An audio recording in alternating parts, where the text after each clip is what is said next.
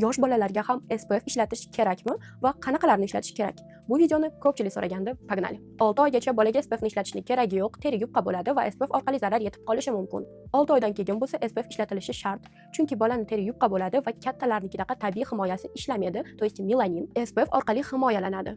Ochiq joylariga SPF surtiladi. Agar quyoshdan zarar ko'rib, kuyib qolsa biror joyi, bu kelajakda ham unga ta'sir qilishi mumkin. Bolalar uchun SPF ni fizikiy filtrda olgan yaxshi, chunki fizikiy filtrli SPF ni teri shimib bo'lmaydi, ekrandaqa himoya qiladi.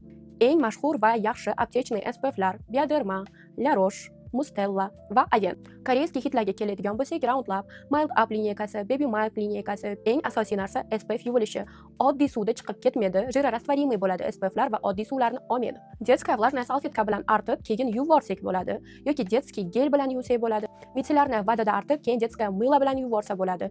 Roundlabni SPF ni ishlatsanglar, uni spetsialni yuvadigan geli bo'ladi, o'shan bilan yuvorsanglar ham bo'ladi. Bu SPFlarni rasmlarini, nomlarini batafsil ko'rmoqchi bo'lsanglar, Telegram kanalimda qoldiraman. Profilim shapkasida silkasi bor. Bemalol ko'rib olishingiz mumkin.